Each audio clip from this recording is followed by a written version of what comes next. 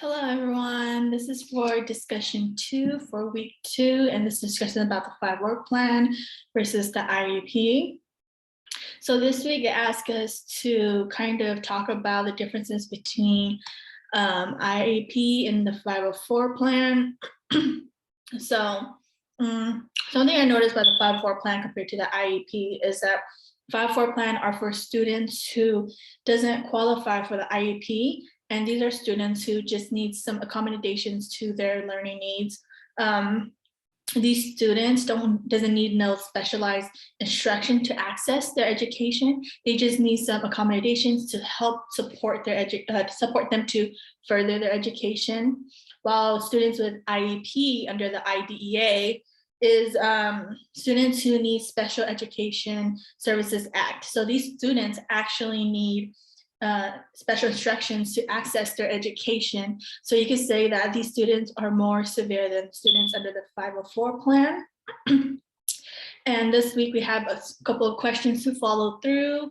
The first question would be, how can I learn more about 504 and IEP process? These things I feel like you could easily learn by looking online, buying books about it, and just asking your colleagues about it who may be more aware than you, have more experience in those fields, and even going to the campus specialist. There's always a campus specialist for behavioral, for IEP and 504 and all these things. So it's really nice to ask them and educate yourself about it and the process between. So I feel like there's lots of resources available how to learn more about the process. The next question would be the difficulties I may experience as a general education teacher. So some of the things I think would be the most difficult is understanding whether a student is a 504 IEP. Most of the times, districts where they will put students or the schools under 504, not knowing that students actually at IEP. So then you will not be providing the students with the full services they need. And therefore you are just doing what you think they need. And so then you're like picking it up after what you know, but it's not working because they might be at IEP. So that might be one of the experiences, is that students with IEP may be considered 504 and not getting those full services they need. So that's one difficulty I may experience, is having the mixed match of them.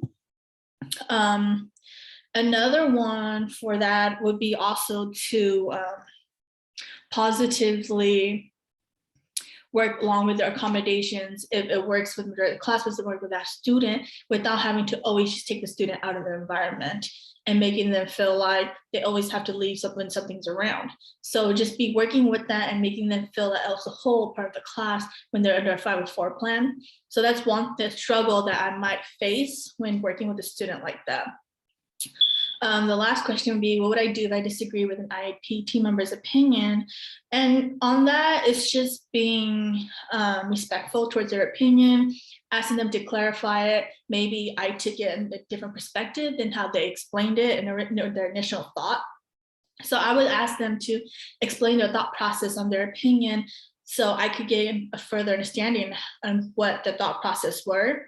And then if I really, really disagree with it, maybe offer a solution that I liked and I know that may work in my favor, or whatever it may be for everyone, and offer it. Don't push it, just offer it. If they don't like it, even if I don't agree with it, I might try to work with it until it doesn't really work with me. Then I would let them know and see if we could find another solution, because I don't want to automatically disregard and disagree with their opinion if I haven't tried it out yet, or I haven't offered a different solution that will help everyone. So that's how I would have to go about it, because as someone who's coming in with lack of knowledge of the 504 and IEP, I don't want to overstep my boundaries and say something that may not work and push it, and at the end it backfires and hurt the students instead. So therefore I would have to take this as a learning process and see that, yes, this truly didn't work. So maybe we could go with what other solution that everyone could come up with that could follow through. So that's how I did it. That's how I would do it. And that's what I have for this week. Thank you.